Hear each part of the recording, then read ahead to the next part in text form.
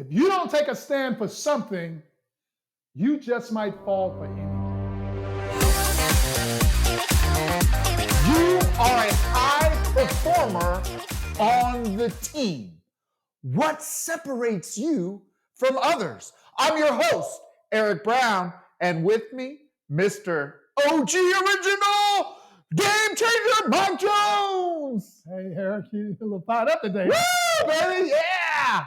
Oh, beautiful. Hey, man, I really want you to listen today to this pod blast with the intention of being influenced. Now, we're on the last day before we end our I Love Myself challenge. I sure hope that this has been useful for you and that you benefited from it. I promise you, I have. I just want to continue it for another month, but I have a separate idea for you as we work to be your partner in your personal growth and personal development. So listen today with the intent to be influenced. Yeah, so I got to tell you, the challenge for me has been absolutely smoking hot. And if you've got something that's going to help go next level, let's bring it, baby. I'm all in. Let's do it. Well, as many of you who have done our programs know, the symbol that we use during our 4-day intensive master graduate leadership program is the samurai warrior. Now, the reason that we use the samurai warrior as a symbol for that program is because when the samurai warrior went into battle, he only wore armor on the front. And the reason that he only wore armor on the front is that he would never retreat. He would never turn and run away. He was focused on an outcome. He moved forward and he continued to move forward until he was successful.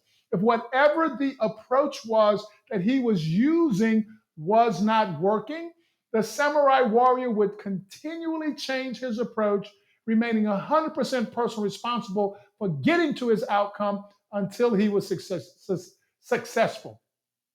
And that is what I want for you, as well as what I want or I am committed to do for myself. Now, the one thing to understand about the samurai warrior is that when he went into battle, he had what he referred to as his Bushido. His Bushido was his code of ethics. It was the values that underlie all of the decisions and the choices that he made. So, what I am going to challenge you to do as we continue to focus on being your partner is the same thing that I did with all of the partners that I am coaching and working with at the beginning of the year. I am going to challenge you to come up with your own Bushido. But we're going to do this a little differently moving forward. Rather than coming up with a litany or a list of different values, I want you to choose one value that will be at the base of all of the decisions and the choices that you make moving forward. And that one word, that one challenge needs to be something that is going to move the needle in a positive direction as it relates to every relationship that you are in. I am encouraging you to be able to find a word or a value that will help to define the choices that you are making and put some skin on that bone as it relates to why you are doing what you're doing and why you are living the way that you're living. I'm encouraging you to accept this challenge. Yo, Mike, so I'm definitely in, but I got to know, what's your word, man? So my word is the word deliberate. Now, I know that those of y'all that know me are saying to yourself right now, well, Mike Jones, that has been your word for some years now. And you know what? It's true. And I tell you, I love the word deliberate in the context of what I do every day through personal growth and personal development. Because if you are not deliberately making the choice to get out of that comfort zone, then you are going to be in your comfort zone. If you're not deliberately focused on and committed to do the things that are going to be outside of your comfort zone, that's going to allow you to be better, then you are going to be in that comfort zone. So my word for this year, Mr. Brown, will be deliberate. So I'm just going to ask y'all to listen again with the intent to be influenced. I'm going to ask Eric to read the definition of the word deliberate, and you will become really crystal clear why it is so important to me in the work that I'm doing and the life that I am committed to live. Would you read that for us, Eric? Yes, sir. So deliberate. It says made, given, or done with full awareness Full awareness, baby. Come on now. of what one is doing. Yes. Conscious, intentional, Yeah. purposeful, willful. So think about the power of that word deliberate.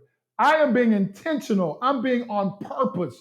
I am 100% aware of the choices that I'm making, and I'm deliberately making that choice, focus on a specific outcome, and it is the fuel that gets me going every day because my eyes are wide open and I am deliberately living this life on purpose. So I'm encouraging you, I'm inviting you, I am challenging you to come up with a word that will be your word for the rest of the year. I'm asking you to find a way to embrace and make a commitment to that word in such a way that when you are making choices, this word is the foundation of those choices. When you are choosing to be and love the people in your life, this is the foundation of the choices that you're making regarding that. So come up with your own personal Bushido, but we're going to do it in one word for the rest of this year that we are focused on truly being able to embrace in such a way that it is going to be the foundation of the choices that we are making throughout the rest of this year. So I would just ask you, Mr. Brown, now that you've had a little time to think about it, what's your word? So my word is focused, because I know when I put my mind to something and I focus on it, I always get to the outcome, sir. Oh, beautiful. So how will you be more focused in your life, personally and professionally? And talk to me a little bit about what the benefits will be. And I want y'all to truly kind of connect to the question that I'm asking, Eric, because the outcome identifies where I'm going.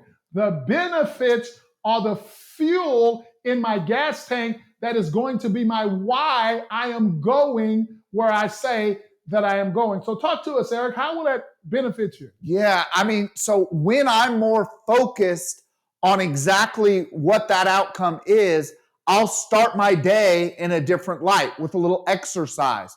I'll be more focused on the first 2 hours to kind of get over any kind of inertia that I got going on from the day before to really set that day up for success. And then I will focus on the end in mind. So take myself all the way out there that I've already had all these wins and then come right back to that moment. That's beautiful, man. I don't care who you are, man. That's some smoking hot shit right there.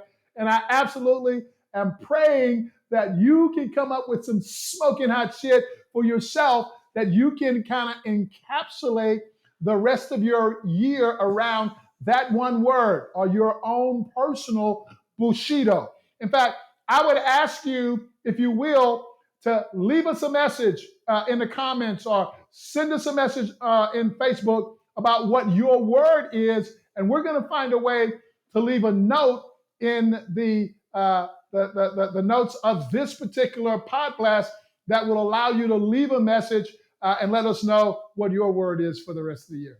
Yeah, and for those of you that are master graduate leadership training members, or those of you that have graduated with a certificate of achievement and are in the Facebook Master Grad page, put your word in neon lights. So make that a photo of you with your word, but write it down, put it somewhere where it's in front of you and keeps you focused on that as we go through 2024.